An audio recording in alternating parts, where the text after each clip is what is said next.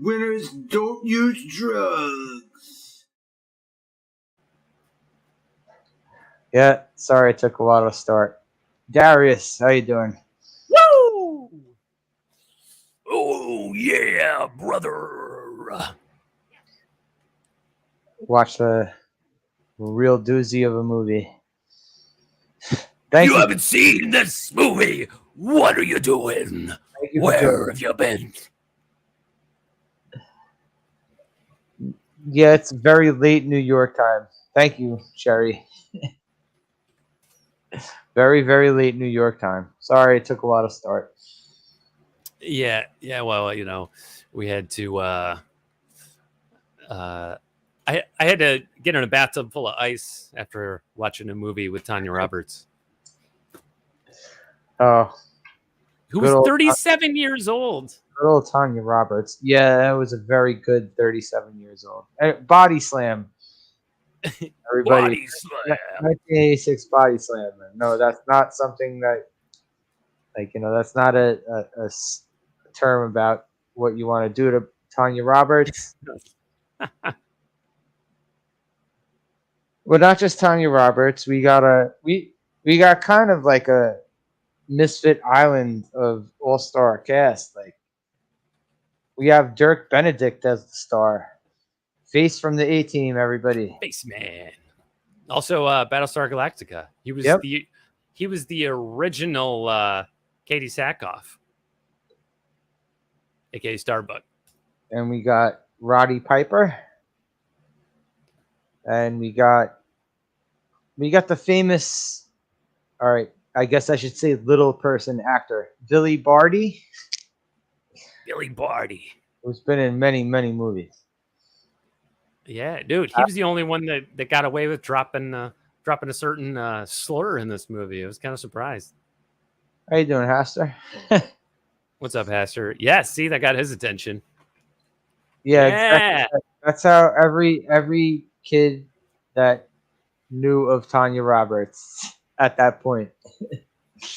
If you ever heard about that shit and were able to see it later on or sneak a peek of it as a kid, yeah. Yeah, and I'll be totally honest. Hello, Haster.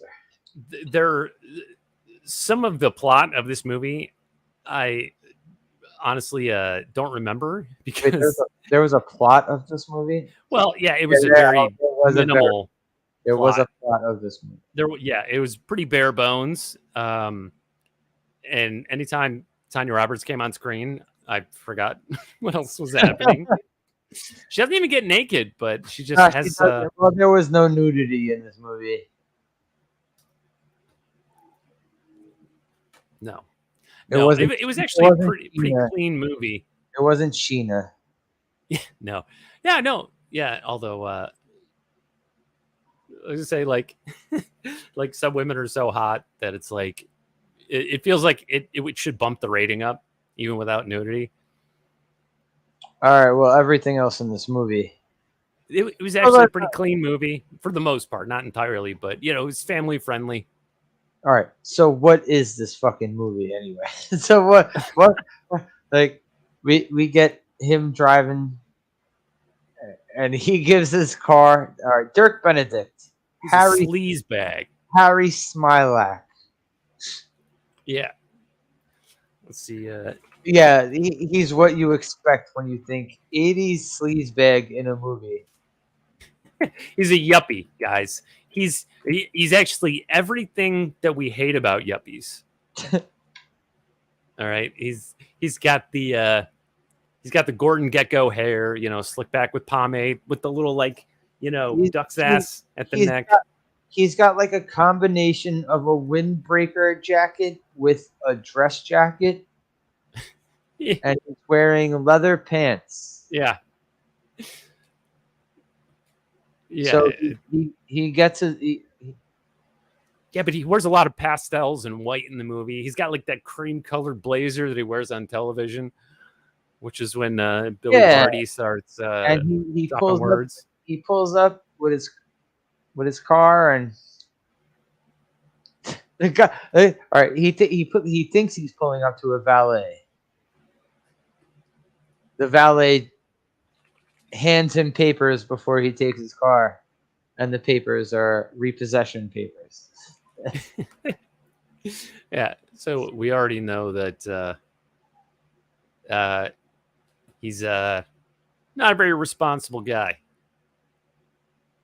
He wants to look like he's very successful, but in fact, in his sports car, his convertible sports car, he's got a car phone, which in '86 meant that you were hot shit. And he sees an attractive woman who's just standing on the street corner in her bikini. Yeah, just standing there. And Beachmaster. That's the one. I was reminded of. Yeah. And he as soon as he sees her, he picks up his car phone to pretend that he's getting an important phone call on his car phone. His 80s douchebag car phone. Yeah, the big old brick. And he makes eye contact with her with his phone, and she waves at him. So he thinks, and he waves back. She starts walking up to him, like, hey, man, in the 80s, it was just that easy. But then she hugs some other guy in swim trunks, and they take off. So he realizes, doesn't he even lean over to open the door? Yeah. This guy really serves only himself. He's the prototype of 80s Hollywood sleazebag. Yeah. He wants to look good, but he never wants to be good. And he'll screw everybody he knows over. And he'll make you a star, too. He'll hand you his card and make you a star. Yeah, his card. He just uses just a first initial, which I doubt is even his real. Like, I think he just made it up. His name was what? M. Harry Smilac. Harry Smilac. And he's very down on his luck because he keeps getting cars destroyed. Well, it ain't luck. He's just a piece of shit. He is a piece of shit. Oh, sorry. Oh my God. He's Zach Morris. He's grown up Zach Morris. Zach Morris. Saved by the Bell. Saved by the Bell. Yeah. Okay. Yeah. And he's basically robbing Peter to pay Paul. It's like a Ponzi scheme. Like, his life is a big Ponzi scheme. And then wait, how does he get the second car? So the first one got repoed, and then John Aston. Yeah. And so he finds Gomez, who's working down at the car dealership, and he's like, hey, so he pretends that his car didn't get repoed, and he tries to negotiate with him to let him borrow this. What was that car? He says, he's like, I have 4 tickets to Bruce. He loves throwing out first names. Yeah, he does that throughout the whole movie. He just says first names, and then the celebrity is implied. He might have said Bruce Springsteen at this point. I don't know, but he did do that later on. He just threw out first names. And he's like, he has 2 tickets in his hand. He's like, I tell you what, he's like, whose car is that? And it's some rich guy. He had 4 tickets in his hand, so Smilac could bring him a lovely lady. Right. So basically, the car, the nice car that's just sitting there, is done. It's all fixed, and all it's waiting for is its wealthy owner to come pick it up. It's like, here, why don't you let me borrow it, and I'll just take it to him in the morning. He's like, no. It's like, well, I have these tickets. Oh, right. And so he's like, well, and of course, Gomez is like, he really doesn't trust him, but he's enticed by the tickets. He's like, all right. And he might be doing the bait and switch by saying Bruce Springsteen. He might. We'll see. We'll see. Is he? As he's pulling away in the car, Gomez says, what, not that I don't trust you, but just as a show of good faith, why don't you let me hold on to the tickets? And Smilac is like, yeah, sure. Sure, you don't trust me? And he hands him the tickets and then speeds off. And he looks at him. What were the tickets? It was like Yiddish yodeling. Jewish yodeling? Yeah. Yeah, Or something. it was Jewish yodeling. And he's like, ah! But he's already gone. And so he's alone at first, right? I just remember him driving up to his house.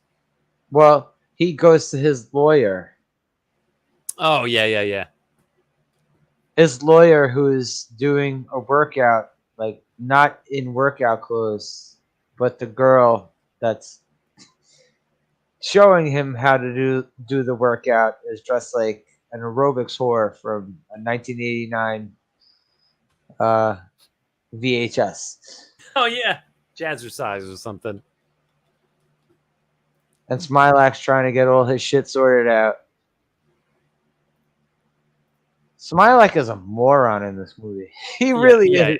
Well, yeah, he is pretty dumb. He's unscrupulous and he's not very smart.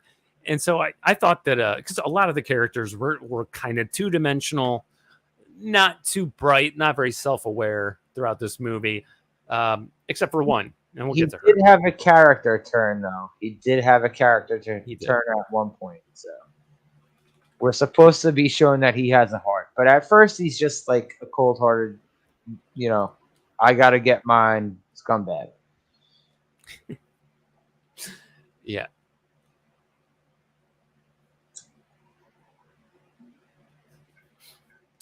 And so basically he's broke and he's in debt. And so his lawyer doesn't give him any good news. Well, before we get introduced, there's the collection agency, but they're mentioned at this point, and then we see the collection agency when Smilac pulls up to his place. The Korean, Korean loan sharks, basically. Corrections. That's what the guy was legit saying. And there was a gong. They're hanging out in his fucking shed. Holy shit. Well, yeah. Well, the gong was just part of the soundtrack, but so the movie was a little bit like 80s racist. Yeah. It was. It had. I mean, not to be SJW and all, but no. But I mean, we remember how it was. A little. It was like softcore racism. And so yeah, I mean, the Korean guy is like 4.5 feet tall. He's wearing a bowler cap. He's got these big circular glasses. Right. He's wearing a suit. Also, Smilac is a white guy, and he's the biggest moron in this fucking movie. Yeah. Well, and he's got. So the Korean loan shark has these two henchmen.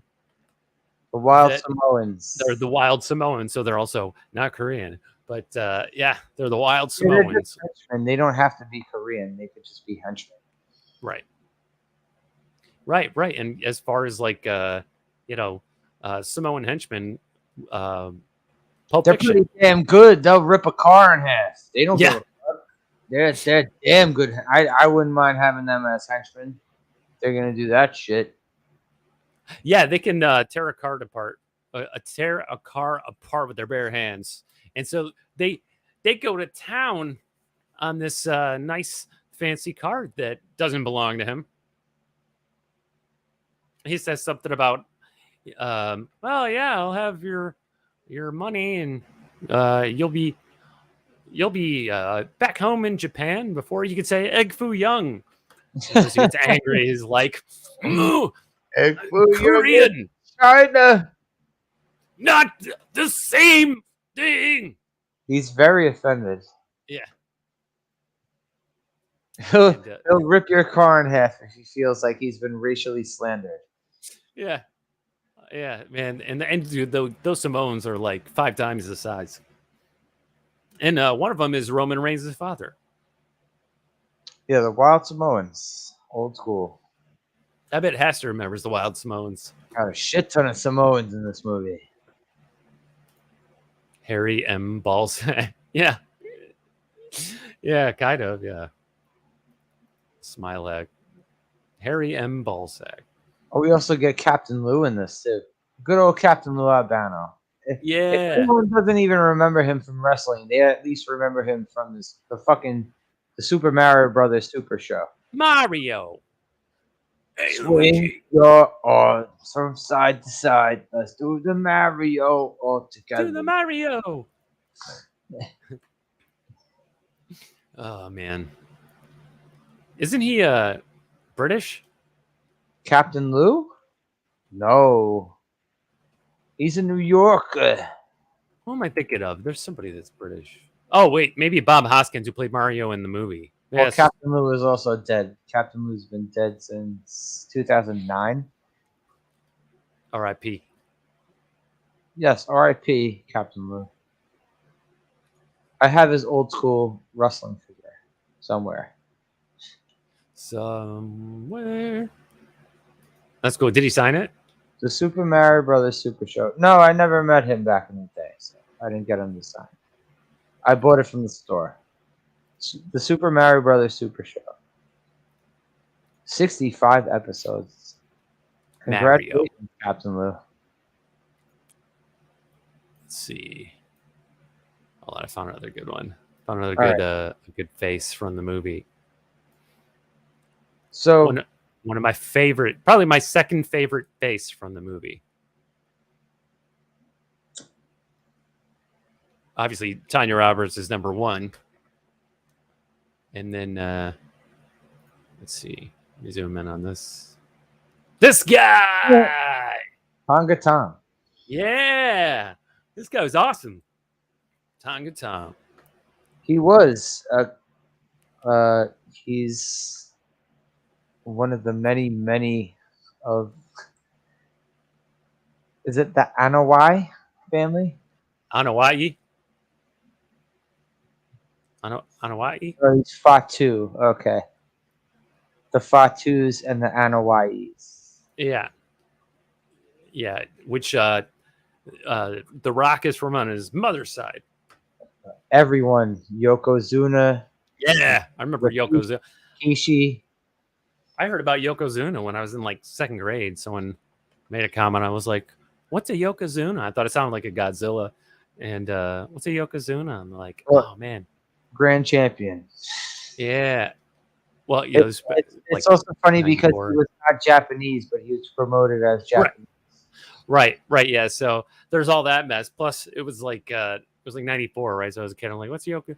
And basically, we were asking like, oh yeah, if you could have any pet, would it be? And people were like, a dog and a cat. And then people started saying things like Godzilla, and then someone said Yokozuna, and I was like, what's that? And I realized it was a wrestler. I'm like, oh, okay, they were just being funny. But of course, a Yokozuna is like a sumo champion. Yeah, the guy who played Yokozuna was like fucking 500 pounds, and he just like sit on people like off the second rope, like splash people's faces. Like I don't know how you're not dead from that. Well, yeah, I'm saying I think the name Yokozuna is like a sumo term. I think it's like the sumo champion, grand champion. Yeah, grand champion. Oh, okay, yeah. It's a sumo term for grand champion. Yeah. But Yokozuna is not in this movie. But Tonga Tom is. And Tonga Tom was part of a tag team called the Islanders. Well, first he was the Tonga Kid, I believe it was. Let me see. Yeah, he was the Tonga Kid. And then they put him with King Tonga. And they became a tag team called the Islanders. And they changed their names to Haku and Tama. which are not their real names. Well, also Tonga was in both their names, so I guess they're like, oh, we can't have two people named Tonga this and Tonga that. They could be the Super Tonga Bros. And they could swing their arms from side to side. Okay, so Smilac, what the hell? What's he doing now? What the fuck? He's like trekking people down. He somehow manages to go into a Coliseum, right? It was a Coliseum. He thinks he's talking to. He thinks he's talking to musicians. Well, he goes to so he'd come from, was it his lawyer or his accountant that he met with first? Yeah, but then he goes and meets with oh wait, yeah. The first thing was the lawyer telling him to branch out and do the, I don't know what the guy's name was, the senator. Oh yeah, yeah, I don't remember some political sounding name. Let's just call him Biden. He was very yeah. Biden. We'll just call him Biden. It was some Anglo-Saxon name, right? And so he's like, nah, I don't want to do that. Hey, what's up, Games? What's up, Games? How you doing, man? Good to see you. And so he goes to another office in another building, and this guy's named Tom McMillan, and he's like, I don't remember what exactly his job was, but this guy was like important, right? He's kind of a heavy guy, but he's, from what we see, because Dirk Benedict keeps coming in and out of the office, interrupting a conversation between Roddy Piper and this fat guy behind the desk. Yeah, this guy was real, like, he was kind of like an alpha of like the 80s business world. Like he's in his office, but he's wrestling business. Yeah. So, well, you gotta like lowball. You gotta lowball the guys that are your top draws, because he seems to really not give a flying fuck about Roddy Piper. Well, he's a fast talker. He's loud. He gets to the point, and he's wearing sunglasses indoors in his own office. Yeah, he's smoking a cigar. So all right. Also, Roddy like cuts an impression. Roddy Piper is not Roddy Piper in this. Roddy Piper is Quick Rick. What is it? Quick Rick. I don't remember. Quick Rick Roberts. There we go. Yeah. So in fact, none of these wrestlers are legally their professional personas. And wrestling is actually legit in this movie. Oh, yeah. This isn't The Wrestler, the Mickey Rourke movie, The Wrestler, where like we see that it's predetermined and everything. This movie is like, if someone's gonna choke you with a chain in the ring in this movie, you're gonna be in the hospital for 4 months. What was it? 4 months? They said they were out. Yeah. So even though the characters in this movie are legally distinct from the wrestlers that play them, or the personas of the wrestlers who play them, the movie itself never breaks kayfabe. No. So as far as the movie is concerned, the wrestling business in its entirety is absolutely real. You ever seen the clip? It's still real to me, damn it. You ever seen that one? Yeah, that's a classic. Yeah, man. Yeah, well, because it's one of those things. That's what it's all about immersion, man. Even if people know. Yeah, it was a 1986 movie. Yeah, of course we needed that. We didn't need like the inside. They didn't start like going into the backstage details of wrestling until like the 90s. Yeah, it's and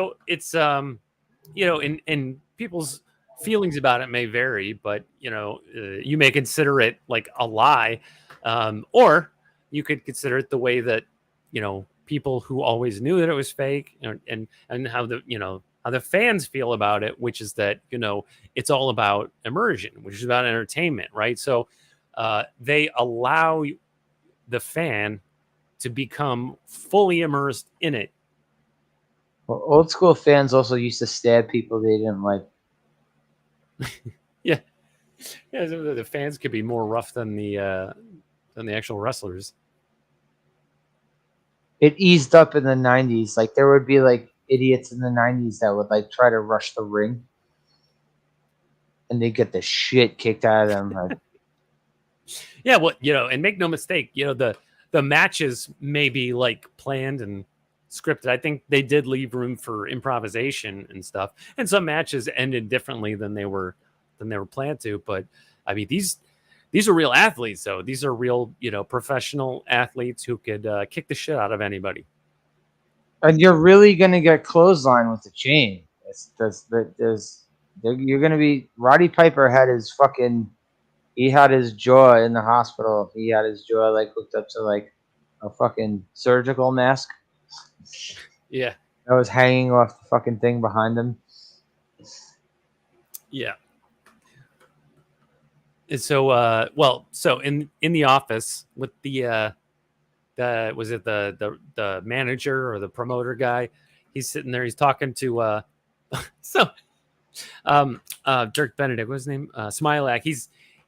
Before he barges in, he's sitting outside the office in a chair, and he sees this little girl, and he just says hello or something, right? Oh, the pedophile comment. Yeah, she's like, he says he just like, and this is a guy who doesn't care about anybody except himself, right? So he's just trying to be polite or appear polite. So he just says hello, act like a guy who likes children or who's just polite.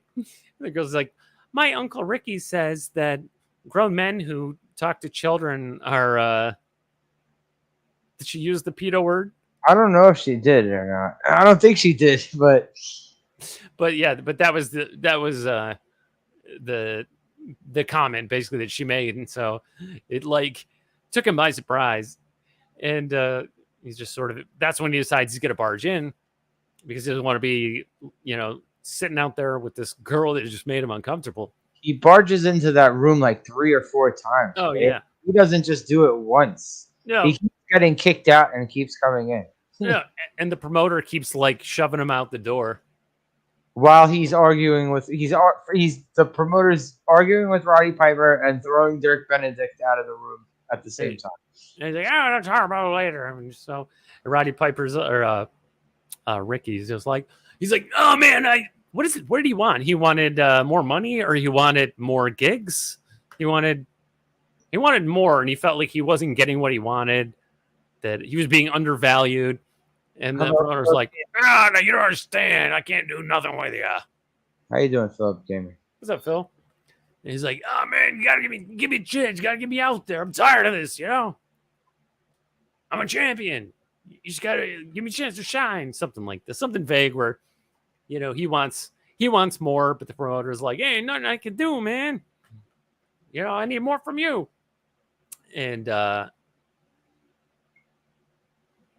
And so he does he fire Roddy Piper? Well, no. No.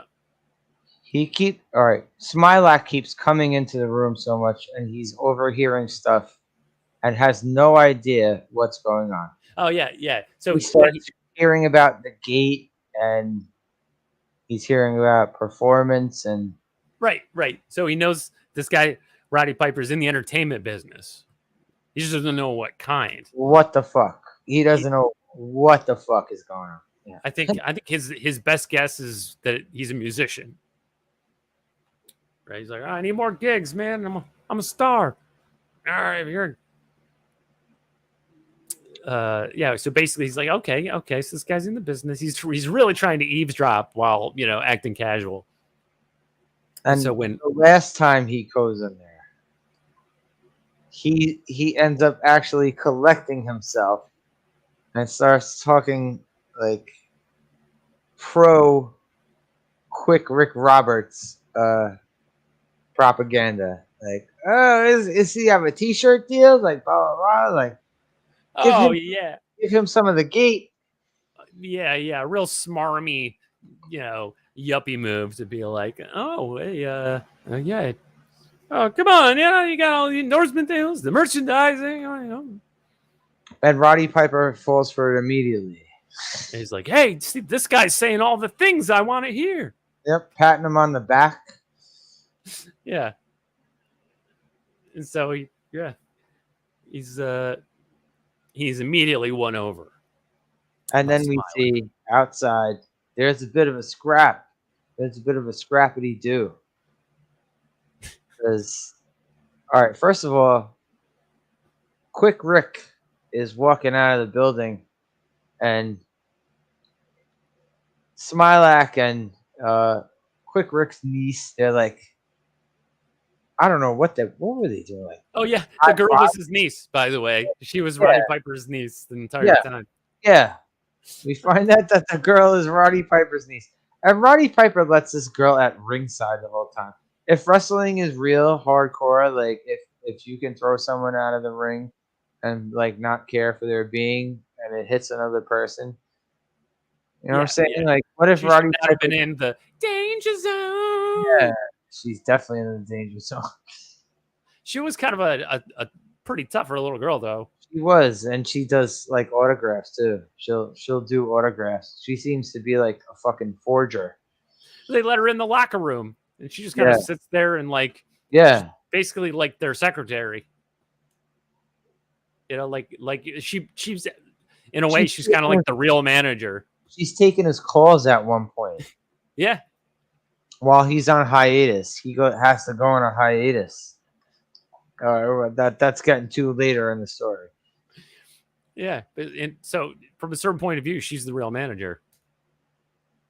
Yeah, you know what I mean? Brains behind the idiot, right? Because she actually like cares. Smilac is an idiot who has like one good idea throughout the movie. Yeah, and that part is dumb luck. Wait, all right. I don't know which one you're gonna say. What is one good idea? The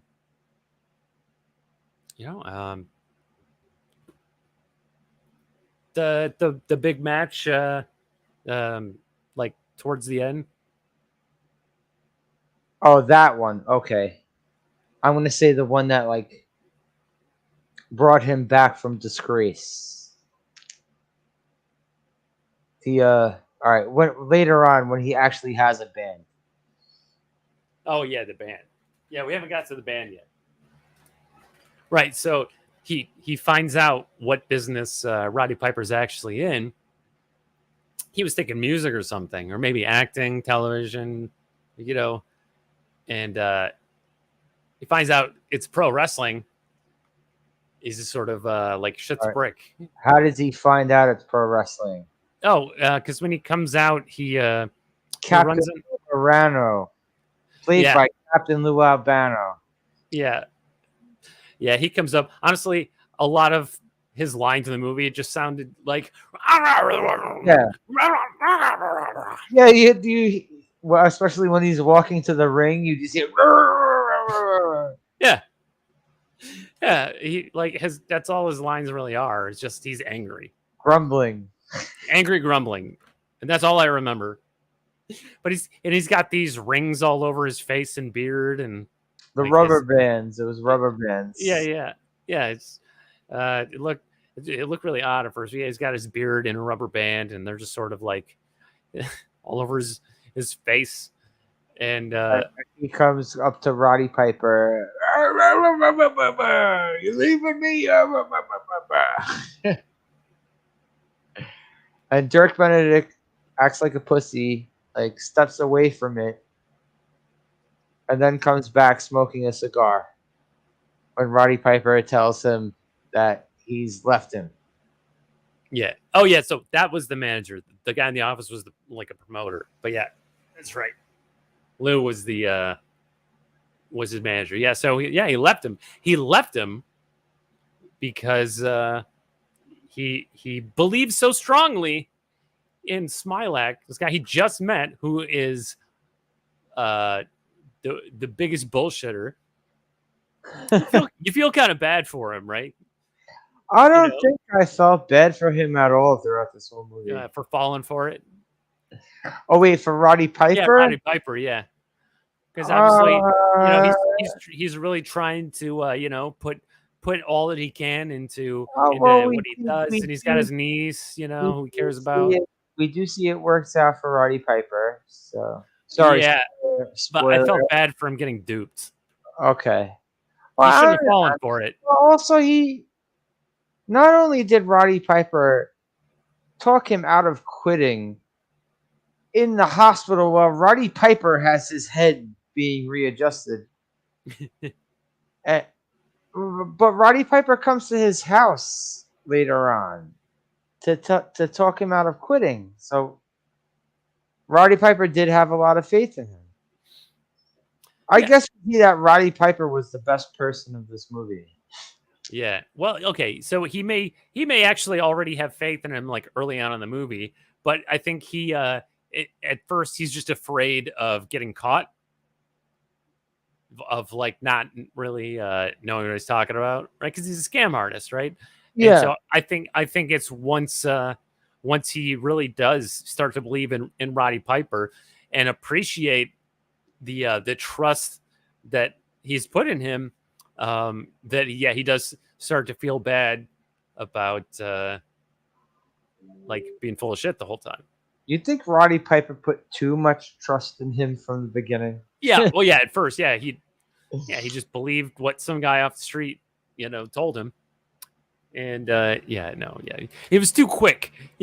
But I understand he was under pressure from Captain Lou Morano. Also, he wasn't just under pressure from that. He was under pressure from a lot of people. So I guess he just had to try to keep making moves. He was pressure under the Korean collection agency. He was under pressure from I was talking about Roddy being under pressure, but yeah. I like being under pressure. Senator. Yeah. The entertainment sector of the guy's senator bid. Yeah, and I don't entirely remember how he got involved in that. I remember how he met the rich mother, who's like, I think she's dating the senator, and then her daughter is Tanya Roberts. Tanya Roberts, probably the best performance of this movie. Yeah, she's actually not just hot; she's actually a good actor, and I thought that she was the most aware. Was the smartest character of the movie. Yeah, kind of. I rethought it. I'm like, she's not like a genius or anything, right? So she's the most aware character. She's not the moron Smilac is. Yeah. Right. And she's not like the bimbo that I thought she might be when we first saw her. Because she doesn't speak for a few seconds, and I thought, oh well, maybe she's not that bright, but actually she was pretty clever because she was letting him talk, right? Letting him make an ass out of himself because she was very observant, but she was very like, she knew what was going on. She knew when he was full of shit. She's the first person in the movie who like doesn't fall for his baloney. I don't remember why. But she's also sweet because even though she knows. Also, when she comes out of the pool in the bikini, he tries to do the sleaze bag. He basically tries to Weinstein her. Like, I'll make you a star. Here's my card. And she's like, oh, does that ever really work? And he's like, but she's sort of like, she's more amused by him than anything. She's not like a self-aware character like Deadpool where she knows she's in a movie, but she is like aware of the humor of the situations in the movie to the extent that we are, so I guess she's the most straight character in the movie. She's also the one, all right, not just her, but Tonga Tom and Quick Rick. They're the ones who changed Smilac. Smilac actually does have a character change. He does. Well, okay, they do. They are more dynamic characters. It's a bit of a moral story, right? A story of morals. Yeah, well, they are more dynamic characters than like say the senator, but they're also even though wrestling fully is real in this movie. Well, right, but they're also fully immersed in like the drama of their own situation, whereas Tanya Roberts can laugh at what's going on. Everybody else is so like fully immersed in their situation that they don't laugh at what's happening, right? She's amused by it because she is sort of, that's what I mean when I say she's aware. She's aware of, the of the tone of the situation. She knows when something funny is happening because the other characters are buffoons, whereas the other characters don't realize it. Well, do you also think that that scene where they're supposed to go to the big event with Barbara, Frank, and Julio? Okay, yeah, she shouldn't have like fallen for that. Yeah, but she bounces with him. Yeah. They leave before. All right, wait, that's getting a little ahead because he didn't knock on Kick's door yet. Kick's garage door.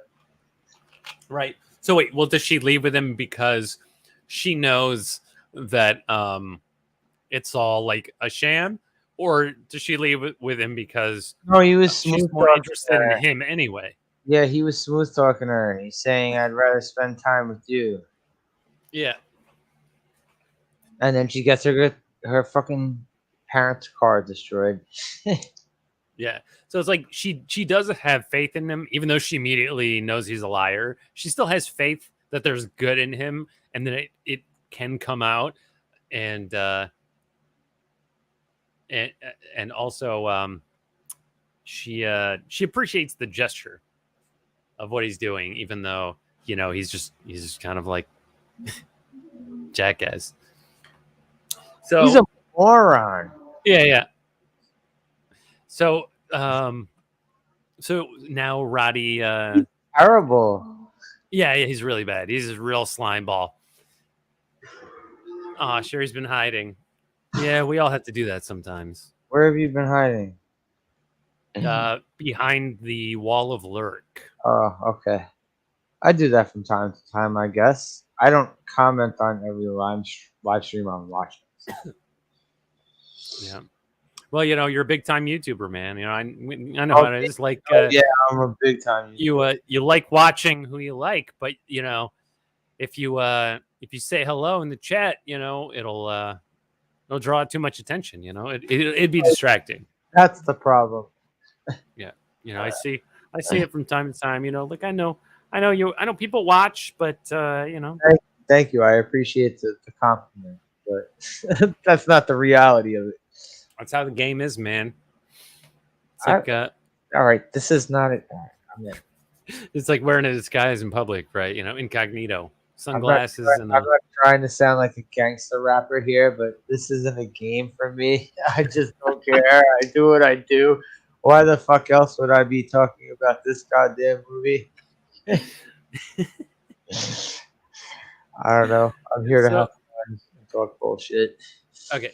So, yeah, Roddy is officially, being managed by Smilac. And the next thing I remember is when he goes to the pool. That hasn't happened yet, right? Wait, the pool was the point where he was there to be, where they proposed to him.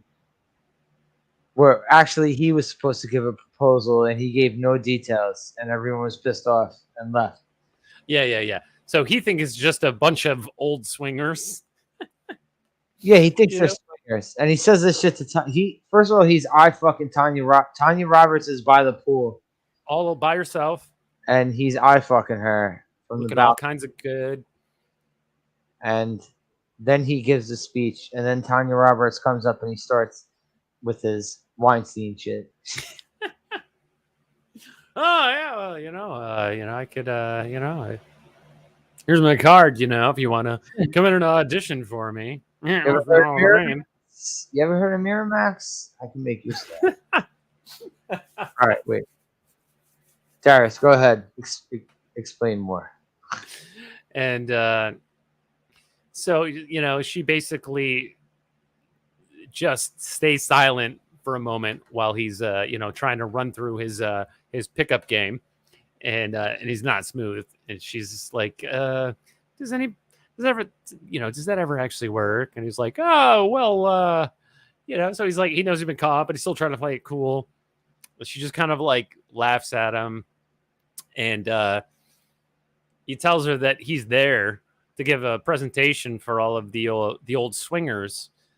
And she's like, you mean my mother? And he's like, oh, that's your mother, huh? She's like, yeah, that the wealthy woman that was kind of like running the show, who was not amused by his poor presentation. It's like she doesn't fall for it either. But yeah, that's her mother. So she kind of she doesn't find that as charming. And then the mother comes over to them, and the old man, the Biden, comes over, the senator, and he's like, oh yeah, hey.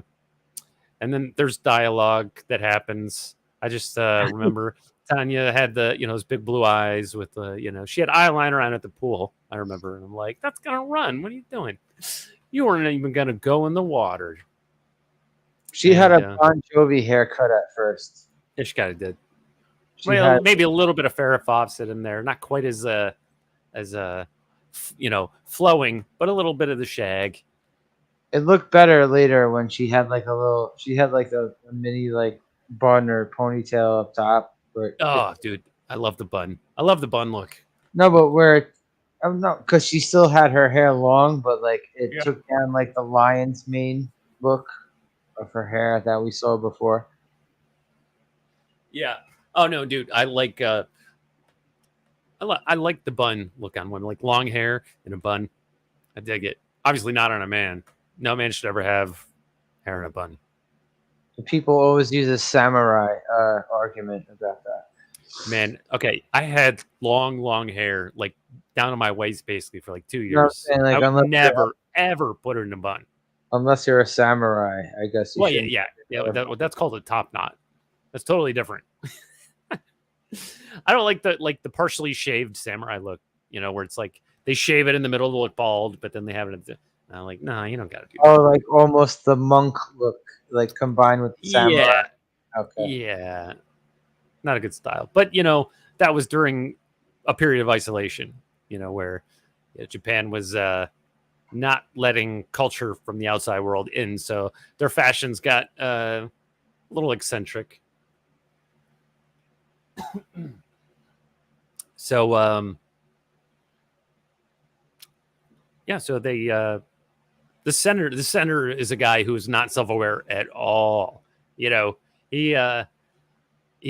very much like everything is PR. He's just sort of like, oh yeah, we're gonna. He's kind of like he communicates in buzzwords. He's like, he's like, oh yeah, he's kind of like, come on, man, we gotta show them the pie charts, man. There's a bunch of malarkey, man. We gotta, your mother is gonna help me win the election. I got to get the audience, to get the constituents, so we can. Isn't he patting Smilac on the back? And his wife drags him away from Smilac. Yeah. Isn't that the first experience when he does his terrible pitch? Yeah, I think so. Something like that. Well, also we get your boy Tonga Tom. Yeah. Is Roddy Piper's tag team partner that we find out. Yep. So Roddy Piper brings him into Gold's Gym. He brings Smilac into Gold's Gym. Gold's Gym. For those who remember, in the 80s, that was the place to work out. That was where every fucking wrestler in the 80s, or even like football players. Yeah, or the Mr. Universe guys, like Arnold worked out down there.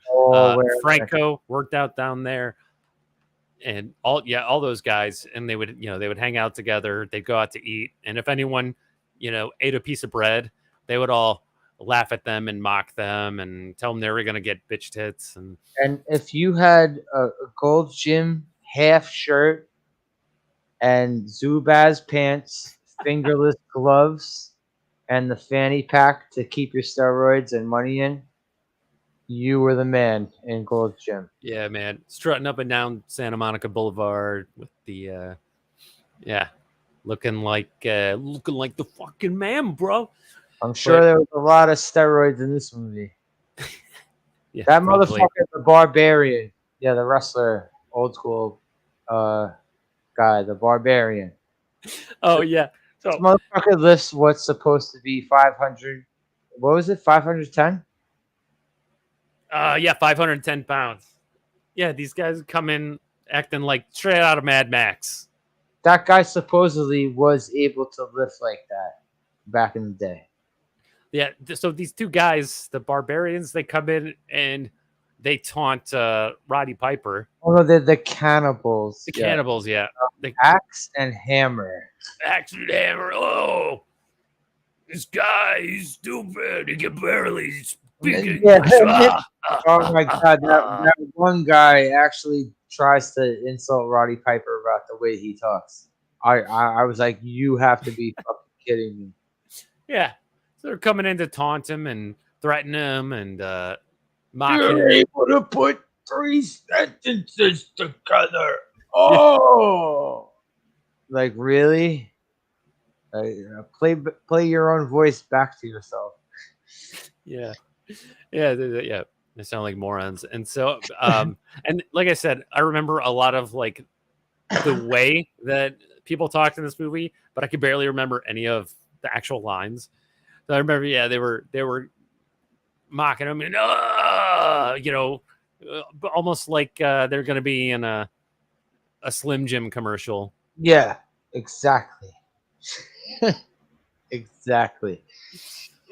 And so they threaten him somehow, and then they just walk over to where the barbells are, and the guy he's holding the bar. He's standing straight up, so he's not on a bench. He's just standing straight up, and the other guy, so I think it's Axe who's holding the bar, and then Hammer is like just loading the weights onto the end while he's holding it. And he's like, "Oh, how much is that? 510 pounds." And so he's like, he lifts it up over his head. And then, and this got my attention. This is something that you never do on purpose at the gym. You always try not to do this. And oh yeah, this was your violation, right? Yeah. This is why Planet Fitness was created, right? So he takes the bar and he doesn't just drop it. He throws it down at the ground. He spikes that shit down. Right. Bang! With a loud clang, right? So at Planet Fitness, the lunk alarm would go off. Yeah, but we find out because Roddy Piper had to chase them off with a pipe after his first. Roddy Piper had 2 encounters with them in the gym. First, while Roddy Piper's lifting. The second one was when they were harassing Smilac. Because they came over, they saw yeah. Smilac. And Roddy Piper came over there with a lead pipe in his hand. He managed to make them walk off while they made another joke about Roddy Piper being mentally deficient. Which, when guys are like that. Yeah, that's what they sounded like. Yeah, I mean, the other guy, the Barbarian, that guy, the Barbarian, he's not. I think he's another one of the Samoans. I think he's part of that family. Honestly, the gym, I don't know if that was shot at the real Gold's Gym. It looked like it might have been. It kind of reminded me. Maybe or maybe not. I would say it's probably not. Well, I've seen photos of like Arnold working out at Gold's Gym, and it did look kind of like that. There's the mirrors on the walls, and well, a lot of gyms have mirrors on the walls, but it looked kind of like that. But this gym reminded me a lot of my old gym, the Powerhouse Gym, where I used to work out, and that's where Rhino used to go there. And there was like, it was just weights. There was bench and there was machines, and then there was free weights, but it was just weights. There was no pool. There was no sauna. There was no tanning bed. There was nothing but weights. And it was like 95% men there. There were women there, but the guys, they were all like huge and jacked, and like that's the gym that you want to go to, right? You know, like that's the gym you go to get huge, and then Planet is the gym you go to get small. You know, to get skinny. So it's that kind of gym. And they're these kind of guys. Wait, Planet Fitness is the one so you get lean and Yeah, stuff. yeah, yeah. You get jacked. Yeah, well, yeah, Planet. So a lot of the thing is they realized that there was a totally untapped market for gyms because, you know, you have like Powerhouse and Gold's Gym where, you know, where people go to get, you know, they go to get swole. They go to get, you know, in shape, get muscular, get strong. But a lot of people don't go to the gym because they're out of shape. They're intimidated. They don't want to go there and be the one, you know, fatso at the gym because they haven't been to a gym in so long, maybe ever, right? And you know, they'll be embarrassed, and they really just want to go somewhere they can exercise and lose weight. So like that's where Planet comes in. All of their weight sets cap out lower than they would at like Gold's Gym. No, Sherry, I was not a hippie. I was a metalhead. Yeah, I was headbanging. I used to go down to. I even had a bullet belt, you know, and I had like these blood red jeans, and you know my Iron Maiden T-shirt, and go down to the metal shows, especially down at Harpo's in Detroit. You know, you could easily, well, for a while you could actually stage dive. You could climb up on the stage and jump off, and there was always a mosh pit like that. You know, that one had the best mosh pits. But yeah, dude, no, I was a total metalhead. Although where I'm from, you know, there's like this weird law of the universe. In my hometown, all the guys look like we're in a boy band. So it's funny because even though, you know, I grew my hair out, I even grew my sideburns out. You know, I got the bullet belt. I got like the, you know, I tried to like metal, you know, basically metal it out as much as possible. But to an extent, I still kind of look like. I know the last time I saw you look like you still look pretty metal. What yeah, a photo? When we were backstage and you were doing the Wilson from Home Improvement thing. Oh, Your face. yeah. You still look kind of metal, so. Oh yeah, thank you. Yeah, no, it's well, and see when I was like 17, I think my friend's mom told me I made some kind of claim about, you know, that I'm like hardcore, or like I'm dangerous or something, you know, kind of a joke. But his mom said, "Oh, dear, you're too clean cut for that," and I was like, "The fuck I am," you know, and so yeah, I was like, "Well, fine, if that's how it is, then I'll become unclean cut." And I thought of Alec Baldwin in The Shadow. Remember, like at the beginning of the movie, where he's like this weird, like drug lord in Asia, and he's got the long hair and the long fingernails, you know, and he's just like this weird, creepy guy. I'm like, that was what I saw as like the opposite of being clean cut. Although I could never grow my fingernails out like that. It's disgusting. I wouldn't be able to type.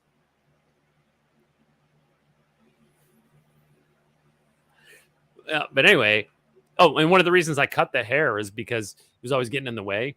I would never put it in a man bun, of course.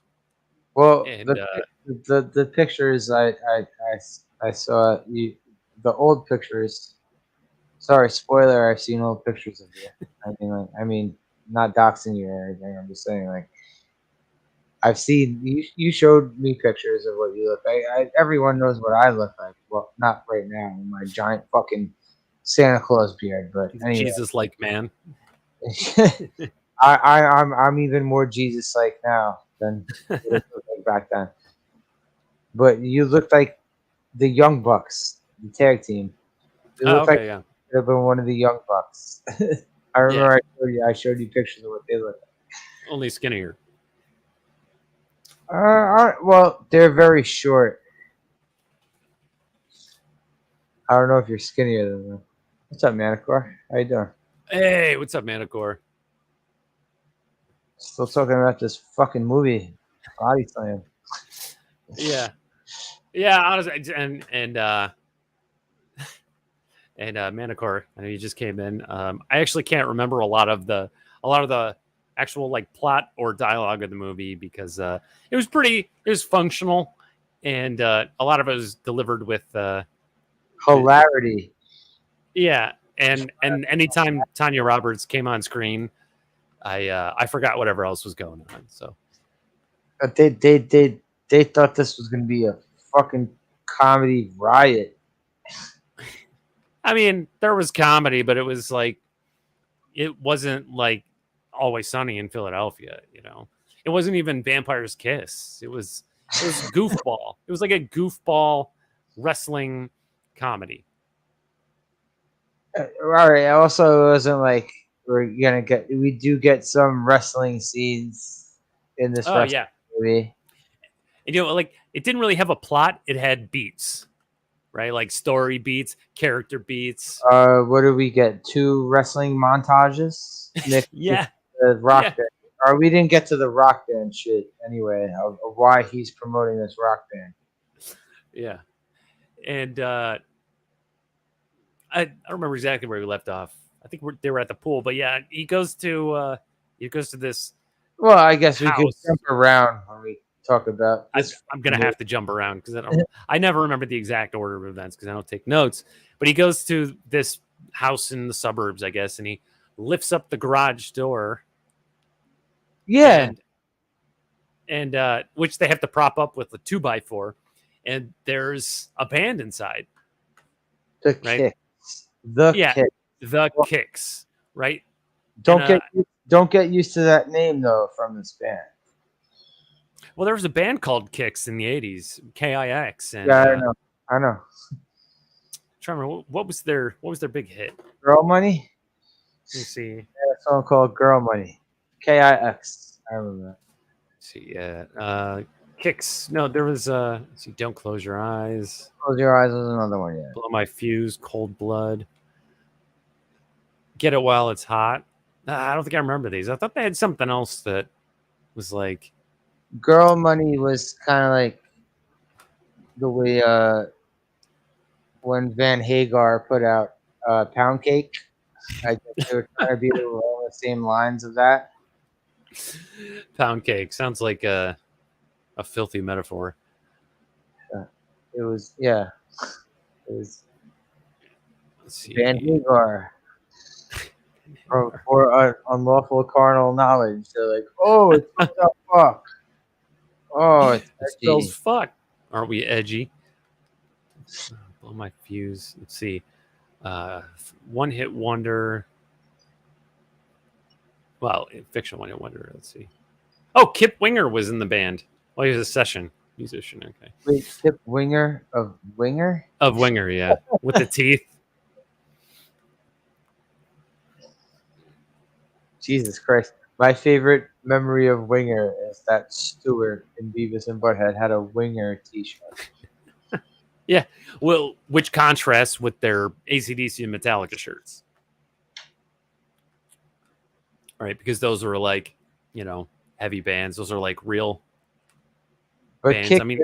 Kick is not a heavy band. They're kind of a pussy band. Yeah. So in a movie like this, especially in the 80s, I try to figure out what kind of music the band is going to play, right? And I size them up by what they look like. Now, you don't always judge a band by what they look like, but in a movie, especially a movie like this, you get the clues from the costume, right? Because the costume department is going to get it from the script. So they're all wearing blue jeans. The guitarist, he's got like a white Flying V guitar. He's got like a leather jacket. And then the other guy playing some other instrument. I don't remember anyone even being at the drums, but the other guy has like a denim jacket. Girl is the drummer. We girl?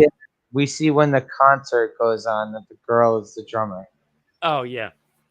Yeah, and she's not, this is the 80s, she's not dolled up. She doesn't look like, she doesn't look like, Madonna. She doesn't look like a lot of other female singers in she's not a singer in the 80s, but she didn't even look like Debbie Harry. You know, she looked more like a blonde runaway. You know, she was wearing.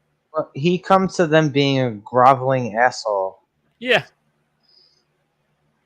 Yeah, he's like, hey, and we find out that he was their manager the entire time. He just didn't pay any attention to him. He's really bad at his job. Like, well, like, oh, you guys are still playing out of a garage. He's like, yeah, well, you know, maybe we could get some more gigs if we had a manager. And he's like, ouch, because he is their manager. We didn't even know, you know. Yeah, Terrible. and instead of Barbara and Frank and Julio, he brings Kick. Wait, all right. First, it was what? The Kicks, right? First, it was the Kicks. The Kicks. And, Brings them all right, and then he bails on the performance. well, yeah. Well, he gets him the gig, and it's at the senator's. Yeah, it's at his fucking event. Yeah, one of those events where people running for office, they throw a big event and they have their photo and everything, and there's an audience. But then him and Tanya Roberts want to have some together time, so they bail on the event. Right, but he's told the promotional team for the center that he, like Slasher said, he dropped all these first names like Julio and Barbara. They think, you know, Barbara Streisand, Julio Iglesias, all these names, and meanwhile he's told the band that they're going to play a gig, like a rock show. So he's lied to both parties, and so he doesn't want to be there when everything blows up in his face. Meanwhile, Tanya Roberts, and this is why I say she's pretty aware. Do you think it was so he could dodge a bullet without being there? Do you think it's that he wanted to bang Tanya Roberts?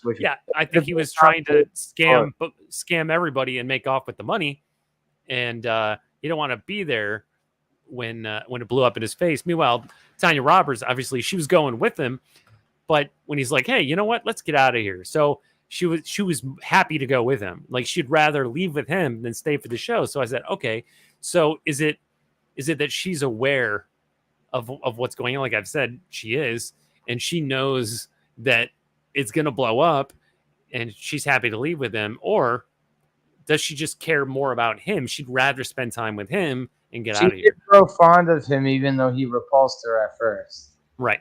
It's kind of ambiguous. And I'm willing to give her the credit. But it is ambiguous. So they get out of there. Is that when they get in her car, her British car? It's like a Rolls Royce. And they get something to eat. Car, right? What? It was her parents' car. Oh, yeah. It? Well, yeah. Yeah. And so I noticed he's not driving. And I noticed that the steering wheel is on the other side. I'm like, oh, she's driving. So, you know, it's a British car. And because her family's wealthy, you know, it's probably like a Rolls Royce. It looked like a nice car. And they're getting some. Oh, they go to like an A&W, I think, and there's like in the 80s, they wore like skimpy outfits, and so it was kind of like Hooters on wheels. They're rolling out to the car, bringing them the food. The roller skate place. Yeah, and they talk and they eat their food. They talk about stuff and where, you know, she's starting to sort of peel back the layers of him, right? Because he's super guarded, because everything in his life is a lie, and secretly he hates himself. He also got beat up on a national TV show. Was that before this? I think it might have been before it. I think he was wearing the neck brace when they were in the car talking about this. Okay, so he goes on. All right, we'll pause now and then go back to that. So he goes on national TV. There's like a wrestling show, and it's Captain Lou Morano and famous little person actor Billy Barty. Yeah, it comes out and Billy Barty is saying some like I said little person instead of midget, but Billy Barty don't give a fuck about shit like that because of what comes out of his mouth. He is dropping a slur. Yeah, he's dropping F-bombs. Yeah. Like you'd have to bleep him. You'd have to bleep him today with a little like rainbow flag over his mouth. There's You a know? sign in the audience. Yeah. Someone in the audience who's also a little person has a big sign with that word on it, Yep.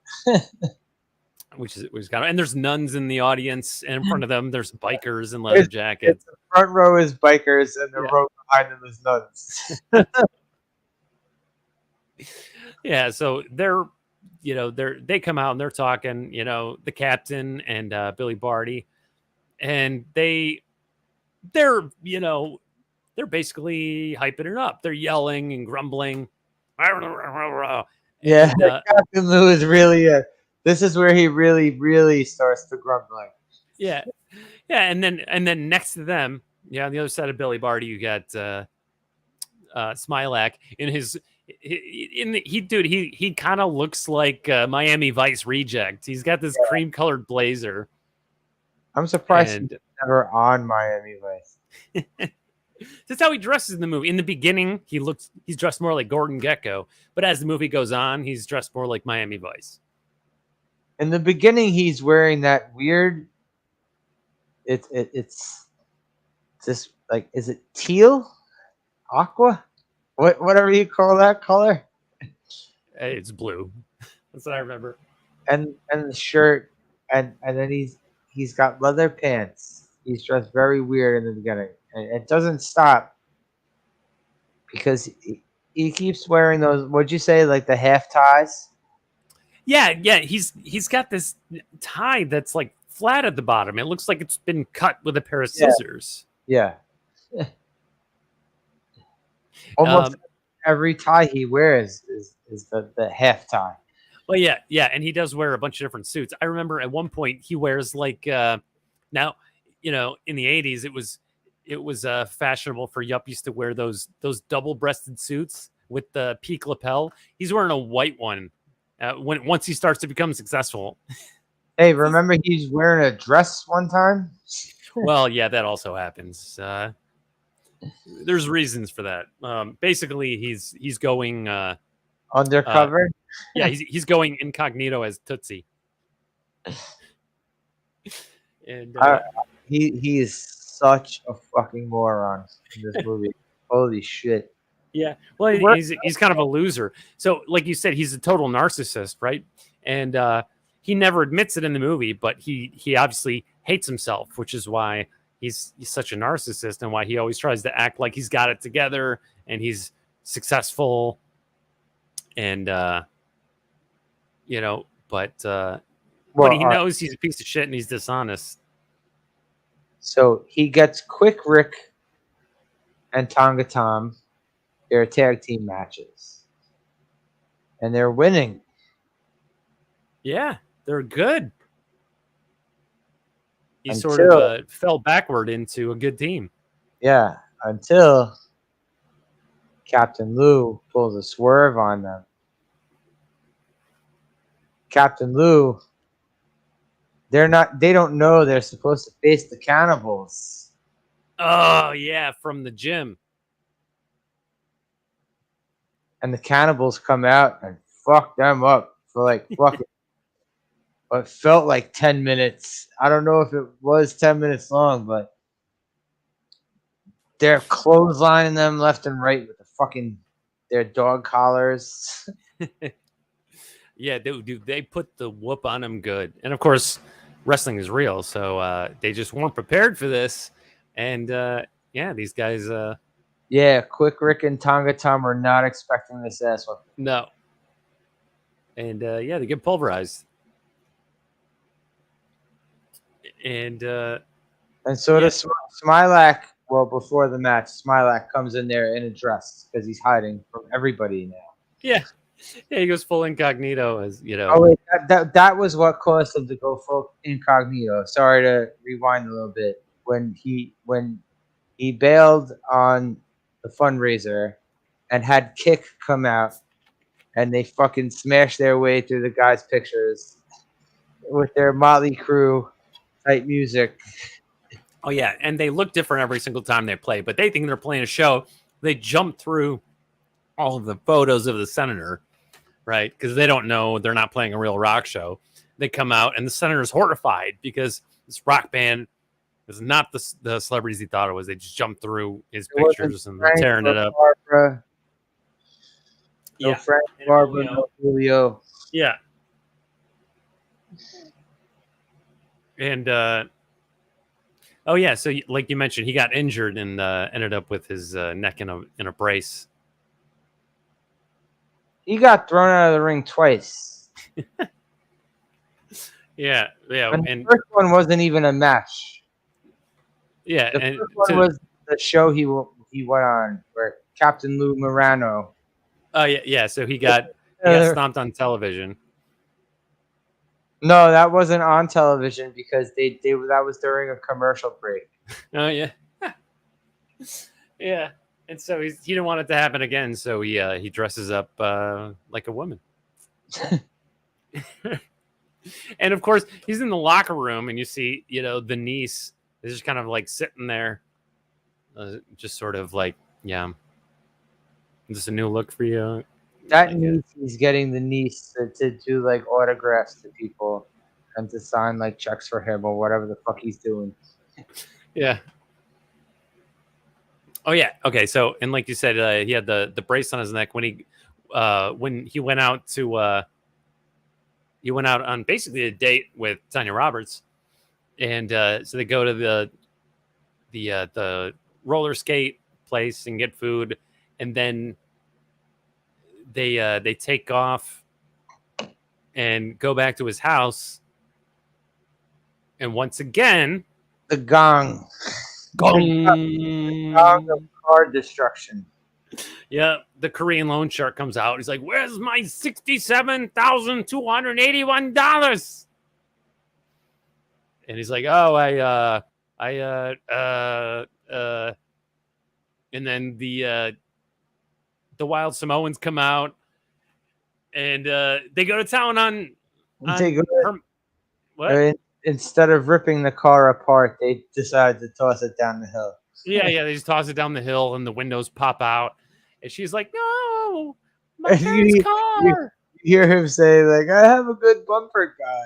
Like the whole time the car is crumbling. Yeah.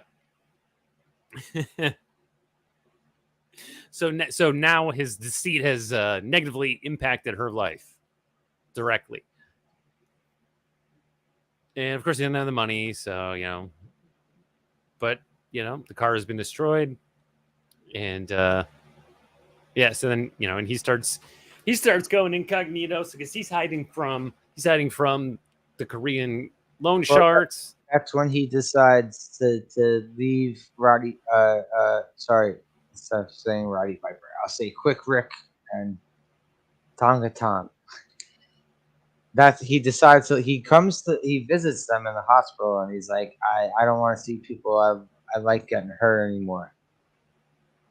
Yeah. Well, because so the cannibals ended up injuring him like bad enough to put him in the hospital. Yeah, this is the turning point of Smilac's character. This is where he grows a conscience, and it's not a fucking me first asshole. Yeah. He realizes he's a bad manager, and that these guys deserve better, and he's let them down. And they're still trying to convince him in the hospital room. They're like, "No, don't leave. No, we just had a bad night." Yeah, we ain't gonna give up on you. Don't give up on us. He's like, no, I'm no good for you. He also comes in there in crutches with a neck brace again. I think this is the second time he's wearing a neck brace in this movie. Yeah, it's not consecutive. It's not like 2 scenes in a row. Yeah, he's fragile. All right, he keeps getting fucking thrown head first over the fucking over the ring ropes. Yeah, but he gives up. We get that moment in every sort of sports-related movie. Yeah, the give up, walking away. Yeah, we got to bring him back somehow. Yep. And and Tanya Roberts is mad at him too. Yeah, he has to come to her house disguised behind flowers later. Yeah. using speaking Spanish. He was speaking Spanish, hiding behind flowers. Yeah, even when he's being sweet, he's still full of shit. Yeah. No, but And of course- Roddy Piper, like convinces him to be their manager again, and he's like, "I'm gonna let you and Kick down. All right, the Kick, whatever the fuck they were. I'm just gonna keep calling them Kick." And then he gets like this revelation. He's wearing a sweater like one of the Golden Girls, and he's on his porch. Remember that when Roddy Piper comes to this house? Roddy Piper convinces him not to give up.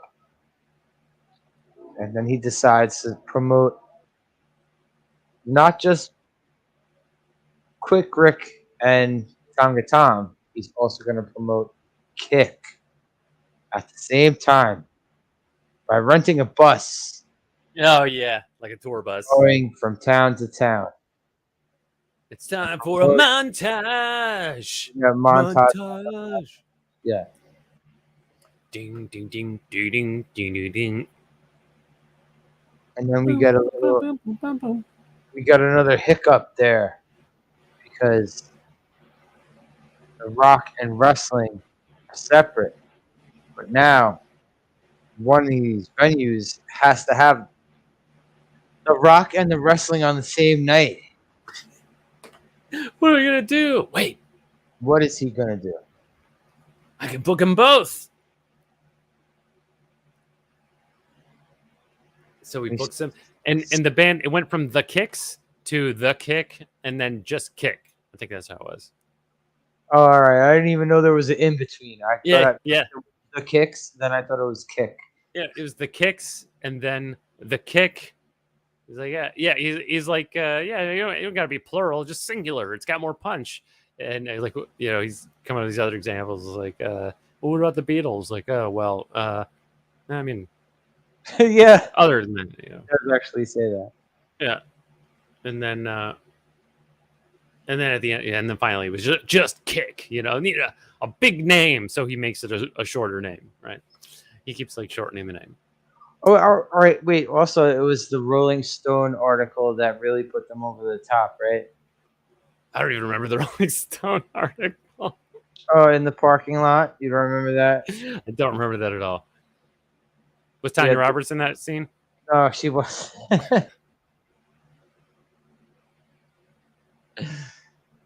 She wasn't even naked in this movie. No. Yeah, you're like Tanya Roberts. Tanya Roberts. I'm sure Sheena. I'm sure you would, if you had a VHS of Sheena back in the day. I'm sure you would have. I would have worn it out. Yeah.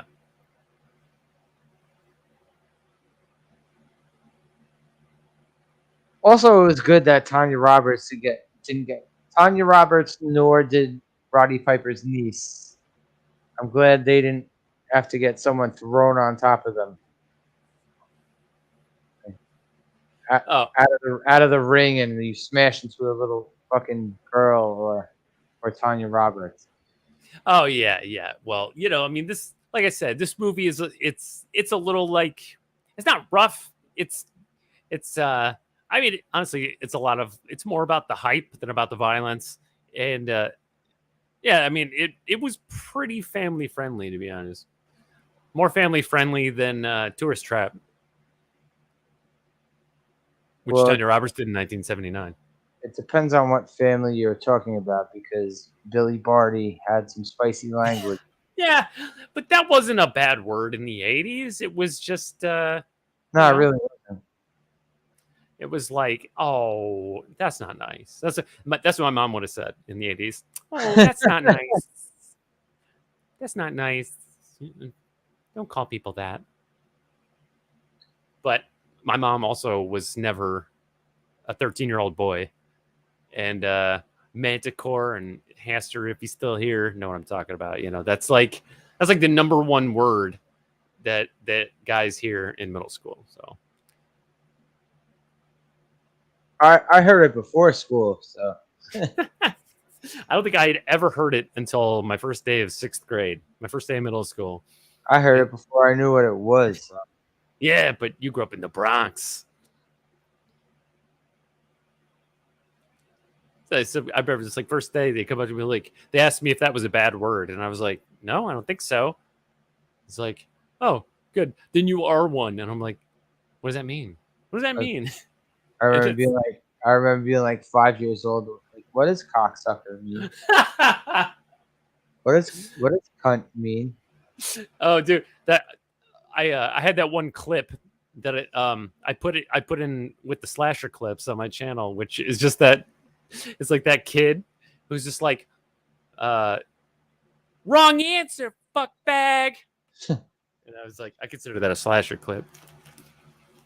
It's like, what's an asshole? Yeah, what's a fuck bag? A bag of fuck?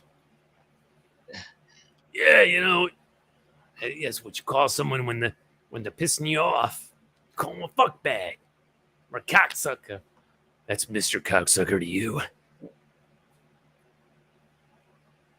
Throwback to last week's movie. My favorite insult is always scumbag. I love that term, scumbag. Scumbag. Hey, well, it's applicable to Smilac. He is a scumbag, but he turns away from his scumbag ways. He does. We see he gets a heart. Yeah, he does find his heart of gold in the movie because people believed in him, right? Roddy Piper believed in him. 100% believed in him. Yeah, and even Roddy though he lied to him, he believed in him. Yeah, and even though Smilac let himself down, Roddy Piper came in there and was like, "Don't let yourself down." He's like, we can come back from this. Yeah. And then he gets his idea of running the two shows together. Yep. Which works. And it works. And they're on the tour bus together. They're all on the tour bus together, too. Rock and roll and wrestling? Who would have thought? Especially in this era when that was the fucking the thing of wrestling, when it was rock and even though Vince McMahon had nothing to do with this movie. No. Well, that's why you have all these legally distinct character names. And this is like 20 years before Chris Jericho was in Fozzy. Captain Lou Morano. You couldn't call him something else. Come on, Captain. Well, Lou. they got to make sure that you know. All right, so then why didn't they call him like Rowdy Ronnie Pfeiffer? Like, why didn't they call him something like that? You know, it's funny because Pfeiffer is the same word as Piper. It's just it means the same thing. Yeah, they might as well have done that. Yeah, it's like, well, Pfeiffer I think is German because a pipe is known as a fife or a fife. It's still spelled with a P. Tonga Tom was the Tonga kid. Yeah. Come on. You're ripping off yourself, man. I'm sure WWE, it was WWF back then. I'm sure they legally owned all of those names. It had nothing to do with this movie. It had nothing to do with this. Well, I'm saying I'm sure they legally owned all those names. They probably owned the name. I don't think they did. No? Well, right. That's true. Roddy Piper. I don't think WWF, whatever the fuck you want to call it these days. I don't think they got too litigious till the 90s. Oh, no, that's right. They did get somewhat, they did throw down some fuckery in the 80s when it came to cable services. But oh, yeah, because they hated, what's his name? Ted Turner. Yeah. They fucked over WCW's cable availability. Because they were like, to certain providers, they were like, if you're going to carry a WCW pay-per-view, we're not going to allow you to cover our, to hold ours. They did some bullshit like that. But Vince McMahon had nothing to do with this movie. This movie was not even released in the theaters. I didn't realize that. And this was around the peak of Tanya Roberts' popularity. It was also around the peak of wrestling's popularity, Oh yeah, that's true. other than the late 90s. She agreed to be in, let's see, 86. This was the year after she was in a James Bond movie. Yeah, I was about to say wasn't she in a James Bond movie? Yeah. Yeah. And so this movie was 86, not released in theaters. 85 was A View to a Kill. 84 was Sheena. And The Beastmaster was 82. So, like, she was a known quantity at the time. She was also the last replacement Charlie's Angel. Right.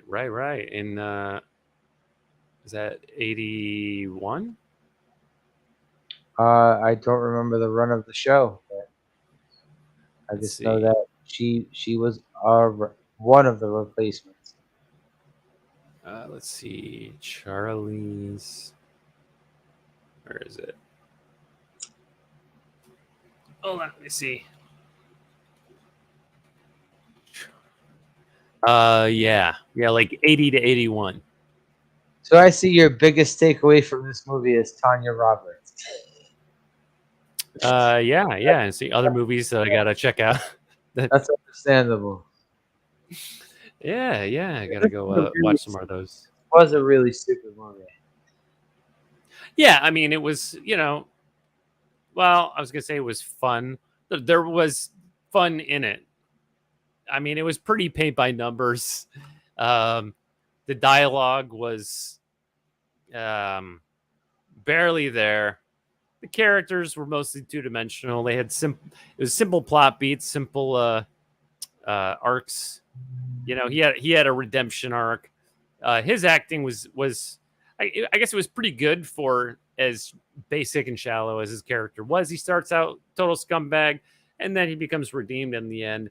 I didn't even think about how much he hated himself while I was watching it. I just thought about that now, that it's not explicit in the movie. It's something, that I would read it with subtext, right? That's why he's so narcissistic, because he knows he's a piece of shit and he hates himself. So he's always lying to make himself look better. So that because he doesn't think anyone will like him if he tells the truth, right? Which causes him to lie, which causes him to hate himself more, right? And it's like a negative feedback loop, and he can't escape it until somebody believes in him and cares about him and doesn't reject him, right? So he tries to walk away, and then they pull him back in, right? And he felt like he'd let them down, and they deserve better, and they gave him a chance to do something real, right? To do something honest and prove it. He does something real. He does do something real because he makes this a success, the Rockin' Wrestling tour. Yeah, he does. Yeah, it's a big hit, and and in fact, Kick plays to a real crowd who love it. They love it. Montage time. I think it's the first of two montages. I think we get two montages within 10 minutes, I think. And so are we at the final match yet? Are there any other major beats? Well, first they're building up the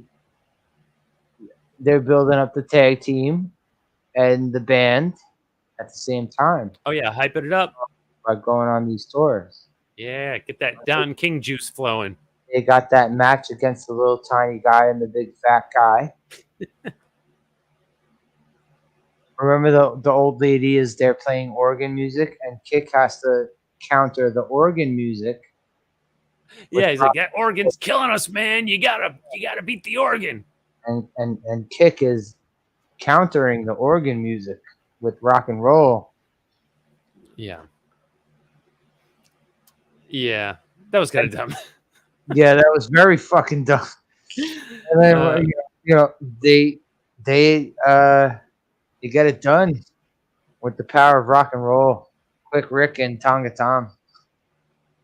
Yeah, they get jazzed up.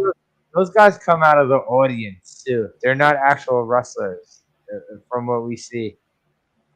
They're just two guys who come out of the audience, Yeah, challengers. Hey, in wrestling, anything can happen. especially in real life wrestling. If Yeah. wrestling is real. Well, maybe that's establishing before the final climax that anything can happen, and the challenge can come from anywhere. So you got to be ready for anything, right? Because last time they weren't ready and they ended up in the hospital. Yeah. They weren't ready at all. They got snuck up on. Captain Lou pulled the fast one. Captain Yeah. Lou Morano. He's a tricky one. So, yeah. So things are going pretty good.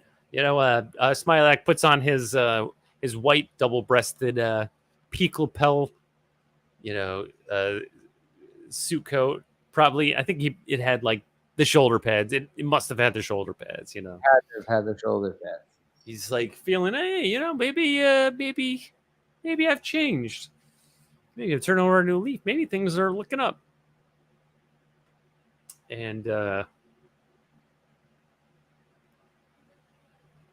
well, then it's not looking up because everything around this guy is fucking. All right. Also, the only thing that works out for him really is when he goes on the talk show for the second time, and he's a little bit more confident.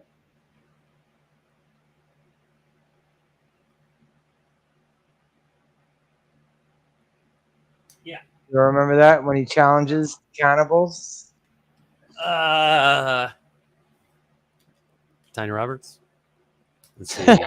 Yeah. So he's redeeming himself from the first time he went on TV.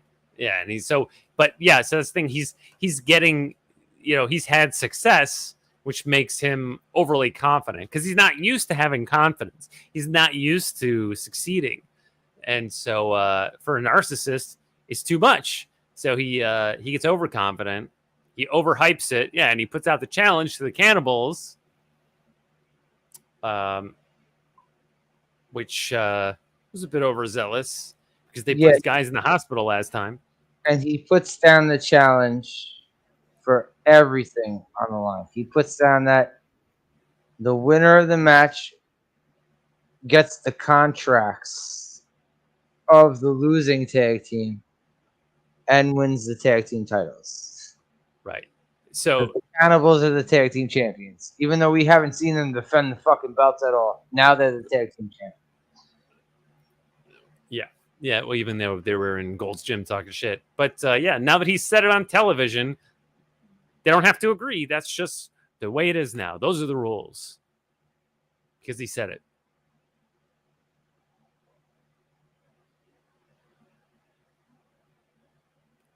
And of course, okay, go ahead. Oh no, I was gonna say then we get the big event. Big event. Which they say is they combine what is it? The Super Bowl, the World Series, and the Oscars? Is that what they said? Oh yeah. It was this really hyperbolic comment. Yeah, and he's like, it's like the World Series, the Super Bowl, and the Olympics all rolled into one. Yeah, the the announcers were pretty they were hyperbolic. They were pretty good characters. Let's see. Yeah, they were. I like the announcers in this. Let me see who were they. Let's see. Vic Carson was Charles Nelson Riley, which I actually didn't realize at the time. Yeah, that was the host of the talk show. Right. Nelson Riley. Yeah. Let's see. Shapiro, Samoans. Where are they at? Sheldon? No. Tim McCluskey. Do you remember? You remember who the announcers were? I remember Billy Barty knocks one of them out because he's talking down to them. Of course. Let's see. The night of the event, it's Billy Barty and some other guy, and they're up in like the glass booth overlooking the ring. And this guy keeps cutting Billy Barty off, and then eventually Billy Barty cracks him over the head with his cane and takes over the announcing duties with a different guy. Let's see. Booth announcer Chick Hearn, Jay Johnstone. I don't know them. Oh yeah, he also hates when people make short jokes. Yeah. He really doesn't like that.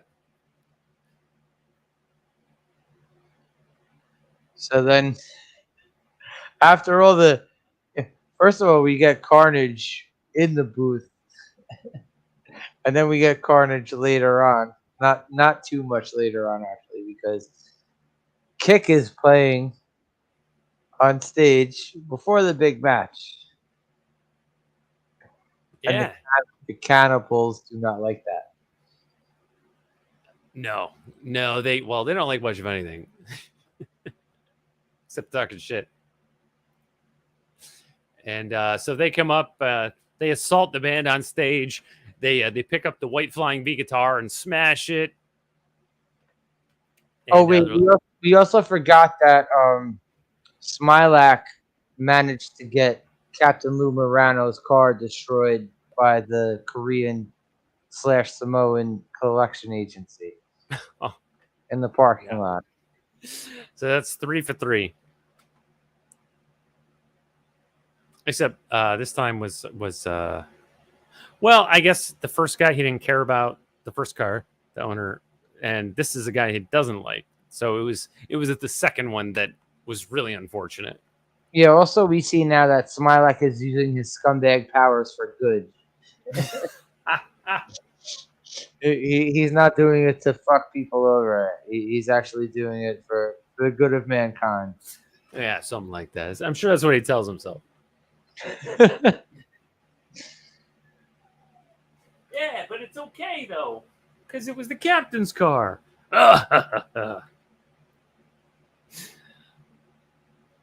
So obviously the captain is madder than ever, madder than on TV, madder than when he took his guy. He's been mad about everything throughout the movie, and he just doesn't like Smilac. But now he's in extra grumble mode. Yeah, now it's personal because his car is destroyed. How many times he was walking around? You literally heard him going. That's all I remember. I don't remember the word. I just remember, it's me, Mario. And he didn't actually say that. And yeah, so yeah, the Cannibals interrupt Kick's musical performance in the ring, and they start smashing their own heads through the drums and destroying the guitars. Yeah, man, real dick move. And we get fucking Smilac runs back. We have an issue with Kick. Yeah, and the boys are like, huh? And now they have silver capes, so you know they have to be the heroes. Oh, yeah. Quick Rick and Tonga Tom now have silver capes. You know they're winning. Duh. Winning.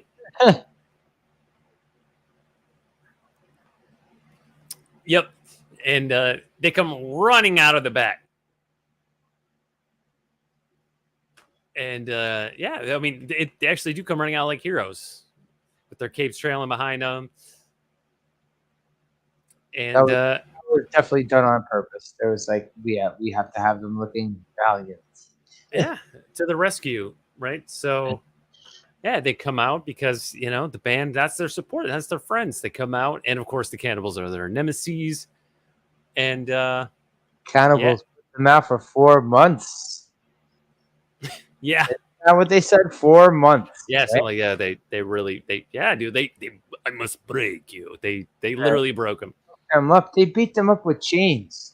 That entire first match with them and the Cannibals was the Cannibals beating the fuck out of them with chains. Mm-hmm. Hey, anything goes. Yeah. So then we finally get the climactic match. And this is where Tonga Tom really shined for you, right? yeah. Dude, his face, he's really like he's very animated in the face. He's very enthusiastic, right? Like his ring performance is much better than his acting, right? And he's really selling it. Like he's gold. Like this is where I really took notice of him. Like he really shined, and putting the whoop on him. I mean, it's not easy. They gotta work for it. But yeah, they're tag teaming, and of course there's some cheap shots like when Captain Lou and Smilac start going at it. On the Smilac finally shows some ball sack. He's like fucking he's not taking no whippings no more. He's fighting back at Captain Lou Morano. Yeah, punches him right in the face. Yeah, although he gets fucked up a couple times. Oh yeah, he gets demolished, but he does it. He stands up for himself. For the first time, he really defends himself. Good job. That's what I was like. Well, good job, Smilac. Yeah, I was like, hey, finally grew some balls. And there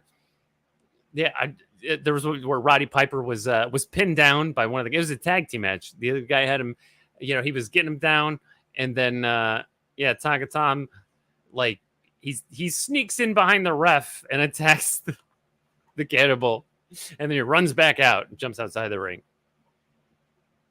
Yeah, but the cannibals weren't exactly abiding by the rules themselves. No. They were total cheaters. You gotta fight fire with fire, right?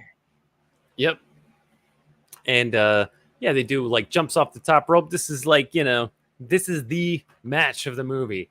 And eventually they get them, they double team them where they do what was the move called? It was like a bomb. Roddy Piper did something and Tonga Tom did a drop kick off the top rope. Yep. So you get your high flying stunts. I don't remember what Roddy Piper did. But Tonga Tom did a drop kick off the top rope. Yeah, I remember they pin him after they do like a tandem. Yeah, they were doing this weird thing, but where they were also doing like a tandem pin too. They were doing like a schoolboy pin, but they were both doing it at the same time, and the referee was letting them go with it. And of course, it had to be that way, even though that totally violates the rules of a tag team match. It had to be that way. They had to do it at the same time because they're equal partners. And they basically drag him in, power bomb him, and then pin him at the same time. And the ref just counts. And finally, holy fucking shit, Dirk Benedict. Ding, ding, ding. Dirk Benedict is the magic maker. Yeah, dude, even Kick is happy at the end. Yeah. Well, Kick also had their performance very rudely interrupted by the cannibals. Oh, dude, we forgot to mention all the cameos at this match, right? Because Kick is playing. Yeah, before the match starts, we get like a row of wrestlers in front. We get Ric Flair. We get Darius's boy Ric Flair. You had his blonde mullet up at that earlier. Yeah. Bruno Sammartino. Yep. You got classy Freddie Blassie. And then they started brawl with the audience. Yeah. There's a brawl in the audience, I think, before the match even starts, right? Yeah, well, the audience is really getting into it. They're loving the music. Everyone's getting up and dancing. All of the wrestlers, the cameos, are getting up and dancing. Or the heels aren't enjoying the Rockin' wrestling. The heels are making faces. Yeah. But yeah, fucking Dirk Benedict, bro. He got the job done. Harry Smilac. Yeah. And that's legit. That I remember the movie ended. You were like, wait, that's it? Yeah. Well, because our boys they get the championship belt, right? Like they win. They're the new champions. And credits. And they get all the contracts, of course. And it's this peak moment, and I was like, oh, cool. Then we'll get to see what happens in their lives. Or like, hey man, we couldn't have done it without you, Smilac. And then, Tiny Roberts would be like, "Oh, I knew you had it in you," and he'll be Oh like, yeah, "Well, I'm glad someone did." Huh. this was also the first match that Tanya Roberts was ringside for, right? 'Cause Yeah. she was ringside at this. She was never at any of his other matches. Yeah, maybe got her adrenaline glowing. Well, Sploosh. well, by this point, yeah, we knew she was leaving snail trails for Smilac at this point. So. Yeah. But no, as soon as they win, they get the championship, everyone cheers and credits roll. And then body. Body, The body, same song they played in the beginning. body slam. Oh, Yeah. that was the other one. The body slam. We got two songs with the word body in. Yeah, get a body slam. The title song, of course. Also, Kick played that same song twice. That push. They played that same song twice. Yeah, that song was horrible, but the characters in the movie liked it. It was some real dude. It was, oh man, what was if what did I say? What I call him? It was like Huey Lewis style music, only worse. Oh man, and no offense if you guys like Huey Lewis, but like Huey Lewis, man. Huey Lewis is like it does nothing for me. It's like all of the 80s with none of the stuff that I love from the 80s. I don't know. I as an '80s kid, I like Huey Lewis songs. Man, Huey Lewis is the guy who said it was hip to be square. All right, I didn't What? like that. He had much better songs than that. I'll say Power of Love. I don't know. I That's want the a new power of love. I want a new Dun. I want a new drug is an awesome fucking song. Yeah, I remember like his songs like dun dun, like that's the whole melody there. Like it's the power of love, bump bump. The music itself was square. It was, I don't know. It just feels very like it was not hip enough. It's not hip. Dun, dun, dun, dun. It didn't have. Yeah, dude. It didn't like. It wasn't heavy. It didn't have like the funk, because it was square. You want Huey Lewis to do death metal? No, I'm just saying it didn't rock, like rock music. It was rock and roll by technical definition, but it was like it was square rock. I would rather listen to Huey Lewis and the News than the Beatles. Oh man. I'm just gonna pretend you didn't say that. No, I don't give a shit. I'll bask in that. I was just fucking with you. No, Sherry is jamming out to "I Want a New Drug." I'll have to listen to that after this. I don't remember how that goes. Sherry, thank you. What, you don't know how? I want a new drug. One that won't make me sick. Boop boop boo doo. No, you don't know? I don't know. Oh, you millennial bastard! You. I found the video, and it's a guy with like a poofy mullet. See, putting on sunglasses. So is that Huey Lewis? Oh man, he even looks like a square. All right, I'll check the song out. The main thing I take away from the video is where it's like the camera is in his bathroom sink, and he shoves his face in the sink. That's my main takeaway. All right, other than the song, because I love the song. Huey Lewis, you're the man. Huey Lewis, come on my show. Oh, I remember this guitar riff. Of course you do. Unforgettable. But dude, I know what it is. Everything in his song sounds like the samples you get when you buy music software. It's like the kind of guitar riff you get in the sample pack. I'm getting upset that you're trying to disgrace my memories of Huey Lewis, man. Yeah, well, obviously, it wasn't a sample back in the 80s. Oh, hey. Yes, it's true. I'm so happy to be stuck with you. Come on. Huey Lewis. Oh, Oh, I think they're in San Francisco. There was a girl on a bike wearing like pink spandex. She had a flower in her hair. oh, I I mean, thought she you were puts gonna, out. I thought you were gonna say Huey Lewis saved some girl on a bike from getting hit by a car or something. I was gonna see. I'm telling you, he's an American hero. No, he's got like a red suit on. Okay, all right. When he's on the boat and he's got the sunglasses on and the red suit, and he's got like the sideburns. He kind of looks a lot like me when I was 23. I was also on a lot of drugs at the time, so. Oh, there he's got the saxophone.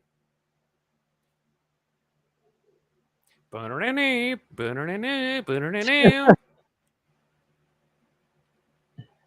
don't know, man. Huey Lewis. Oh, he's in the helicopter. He's like up there with like Mr. T for me for 80s nostalgia.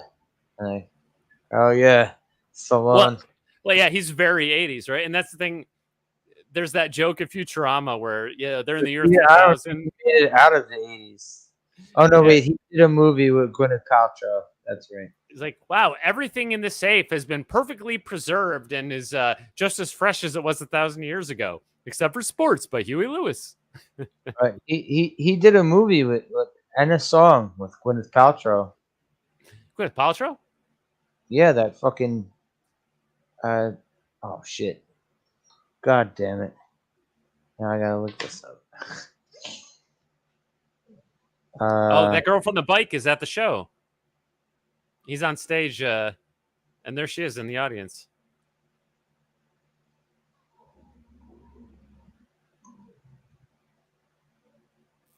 I'm alone with you. Oh, that's it. Oh my God! Cruising. The closed captioning says, "Upbeat pop rock continues." They put that caption in his music video. All right. Sherry had the answer before I even looked at it. Yes. I love it when we're cruising to that fucking song. Yeah, but isn't that a cover? Because I think that was an old Smokey Robinson song. Yeah, I'm just saying like that was a movie with Gwyneth Paltrow and Huey Lewis. Let's see. I'll look for some more. Let's see. If this is it, I don't think I know that one. How the hell did they like you drag Huey Lewis out of retirement for that? Duets was the movie, right, Sherry? Is this yacht rock? Is this what yacht rock is? It is kind of yacht rock. He's on a boat in the other video too. If this is it, looks like he's on the same boat. I'm not sure what yacht rock is, but I'm pretty sure this is it. You don't know what yacht rock is? Just know fucking Christopher Cross sailing. That's yacht rock. Okay.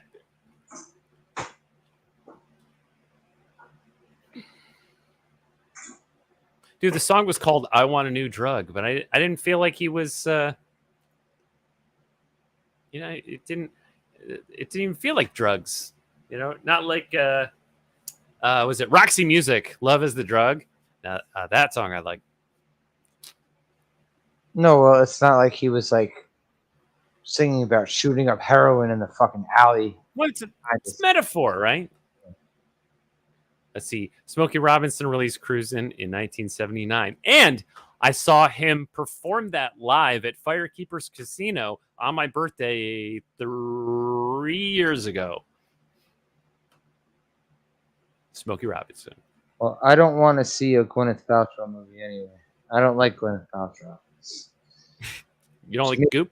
She makes candles out of her own pussy juice. Yes, she does. Motherfucker. If I hadn't seen it myself, I would think you were making that up. You're nasty. You call it goop. You call it goop. You're not a fan of Vabbin? Vabbin like the Goop? Goop. Buy some new Goop Vab. Do it yourself Vab from the Goop. Something's gooping out of you, and you need to get a mop. Anyway, Jesus Christ. Sorry. Do you vab? I vab. Thanks to the goop. So, overall, what'd you think of this one, Darius? Uh, it was. I mean, it was okay. The plot, such as it was pretty paint by numbers. It was like it was like a Mad Libs script, right? Like insert character name, insert this type of line that serves this purpose to the plot. Like it was very basic stuff. Obviously, it was more of a vehicle for the wrestlers, although they weren't playing their real selves. Well, their real professional personas because for legal reasons, probably. But they also maintained the kayfabe of the wrestling business in the movie. So it was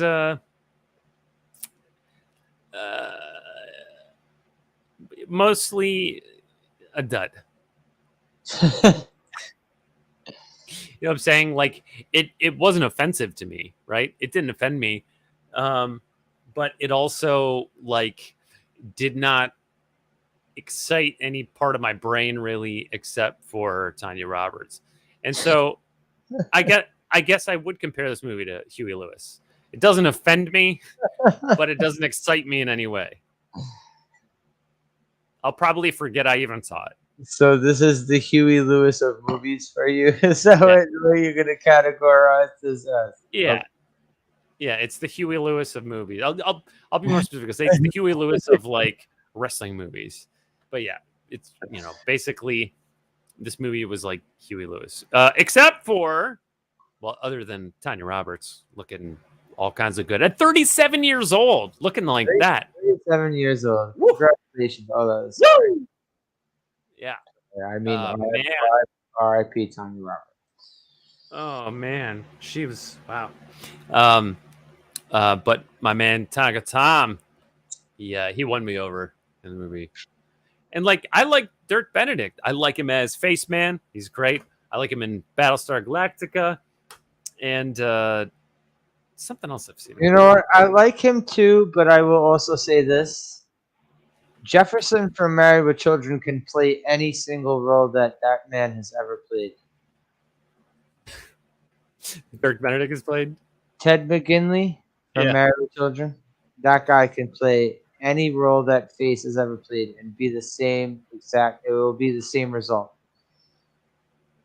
Don't get me wrong. I like Dirk Benedict. My nostalgia, going back to the 18. Yes. Overall, I think this movie was a piece of shit. Okay, the best thing I could say about this movie is that it's my third favorite movie starring Roddy Piper. Oh, I still gotta do Hell Comes to Frogtown, right? Although, that's number 2. Is that able to be under the category of viewer advisory bad movie? Oh yeah, absolutely. It could absolutely. be. Oh, okay. And it's another sci-fi movie about a matriarchal society. Phenomenal. Yeah, dude. Society's run by women, and so right. like men are rare and valuable, and so they give him this exploding diaper. Oh, because they need a seed. That's not really a spoiler. It happens pretty early on, but just get that image where he's got this high-tech diaper clamped on his. So this is supposed to be like a self-destructive chastity belt or some shit like that. Yeah, it's like a reverse chastity belt, for a man. Like instead of harming anyone who would try to penetrate him, it keeps him under control by exploding him if he tries to get away. But yeah, no, it's I'll tell you what, I thought it was just gonna be like just a really bad B movie, but the premise of that movie was interesting right from the get-go. It's still a B movie. It's still cheap, and it's still ridiculous, but it wasn't what I thought it was. Yeah, it wasn't a dud. I'll put it like that. Whereas Body Slam was a dud. Frogtown was actually, it was like a B movie that I would watch again, and I kind of want to watch again. And of course, number one, Roddy Piper movie. Everybody knows. Does not know they live. They live. Come to kick ass and chew bubblegum. I'm all out of bubblegum. I'm not gonna lie. As much as I love that movie, that line is fucking stupid. Yeah, it's memorable. It's memorable, but what tough guy talks about chewing bubble gum? I'm sorry, I didn't like that line. That's what makes it funny. That's the character, right? Yeah, no, it is kind of a dumb line, but yeah, but no, I mean, but that movie, of course, has a lot of depth to it, right? Like that movie is. I love that movie. Is probably more relevant now than when it came out. I mean, just look around at society, and that fight. The fight between him and Keith David, right? It's a fight because he wants him to see the truth, and he doesn't want to see the truth. And that's a fight that we live every day. I would never watch a movie like that on a thing called Viewer Advisory Bad Movie. Oh, no. That movie is way too good for this show. Yeah, no, that's... Although some people would disagree with some of the choices I made throughout these movies, but the point was to have these low budget movies, talk shit about them. You know what I mean? Yeah. And I think I've gotten so used to watching these bad movies because we watch one every week, right? So I watch more of these movies than I do new movies coming out. And I think that I've gotten so used to watching these bad movies every week that I've kind of like they've started to grow on me. I've gotten used to them. And so I think I've started to rate them higher than I should. Because I went back, I think I gave Snake Eater 1, what I give it like a 5. Snake Eater 2 was like a 6. Snake Eater 3 was like a 7. Those are like minimum. I might have actually scored them a little bit higher, but I also said they got progressively better. I watched another like review of the trilogy last week after we were finally done, and I was like, oh man, I need to think about this because he thought that they got worse, and he made really good points. So I was like, yeah, I guess. Who me? No, I watched a review. I told you there's not much on those movies on YouTube at all, but I did find one guy who he watches old VHS from the 80s. He reviewed the entire trilogy and thought the third one was the worst. I thought it was the best. I couldn't tell. I those movies, especially watching them like back to back in the week, and still having fresh memories of what we just watched before we're watching the new one. I honestly couldn't give you an answer which one I like better, but I did like the series. I will say that. I don't know if I'm going to feel the same way about the Ninja series when we do the Ninja series, because holy shit. There's a ninja cucking some dude in the first Ninja movie. And this dude's like, he's like, oh, fuck my wife. No, I'm not kidding. I'm not sure if that's Super Ninja or if that's just super let's see, what would be the word for that? What would you call like 80s style alpha male, like alpha masculinity in the 80s, like 80s gay is like a very specific thing, like, oh no, it's not just gay, it's 80s gay. And we know like, oh yeah, okay, we know exactly what that is. What if it's like just sort of 80s like alpha masculinity? I guess macho guy, macho man, macho like. Yeah, but not like. I remember everything that term was like whether I remember terms like that was like jocks and macho people and fucking body built. I remember shit like that was like It's kind of Yeah. like the way the term nerd and geek have been evolved from what I remember hearing those words as a kid. Yeah. I'm thinking like by the 80s, obviously you had the yuppies by that time, where to them, the alpha was like the Gordon Gecko or what Dirk Benedict was trying to look like in this movie, right? With slick back hair. He was trying to look Oh, wealthy and successful I thought you just meant versus. like anyone who was like. I didn't know. He's not an alpha. No, well, no, I'm saying that people have different ideas based on their paradigm. I'm saying that these things like they kind of exist at the same time because at the other end you have like Arnold Schwarzenegger and Jean-Claude Van Damme in the 80s. But these guys were super beefed out, but they weren't like they weren't Alpha. Weinsteining anybody. Dirk Benedict is no alpha in this movie. He's a No. asshole. Well, yeah, no, but that's what he thinks alpha is. That the thing that he's trying to be is what he thinks alpha is, right? That he thinks that's that's the goal. So he has an identity crisis, basically. Well, kind of, but it's also part of his value system, right? Because he's at Gold's Gym, he's not looking around at the wrestlers in Gold's Gym thinking like, man, I need to start working out. He never thinks that for a second. All he thinks about is trying to appear successful. Although he does say after the guy's assault, he's like, we got to sign these guys. After the guys come up to Roddy Piper the first time, the cannibals, he says, we got to sign these guys.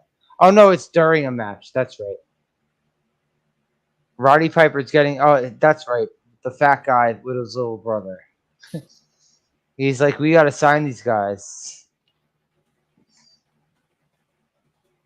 Yeah, I'm going to look this up. I don't know. Either way, this movie was pretty fucking shit.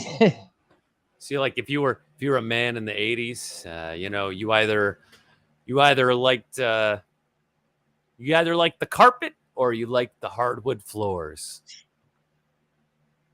You know what I'm talking about. Well, we didn't get to see any carpet. No, not in this movie. Perfect Murder with Gwyneth and Sherry. Michael Douglas, huh? Thank you, Manticore. Let me look that up. Perfect Murder. Thank you, Lemon Pie. Oh, 1998. Thank you, Philip Gaming. Dial M for Murder. Oh, it's based on Dial M for Murder. Okay. Thank you, GMC. Games. Thank you, Haster. Haster, I miss talking to you. When I could talk to you, because most of the time I talked to you was fucked up internet connection from both sides. But thank you. So Carol ain't here, so next week is your pick, Darius. Well, we're not resuming trilogies yet. Let's take a break. If you want. if you want. But next week I'll be back, but the week after I won't be here. So okay. Oh, Sherry, it looks like The Perfect Murder is based on Dial M for Murder from 1954. Hope everyone has a great night. Yep. Thanks for joining us. Later, folks.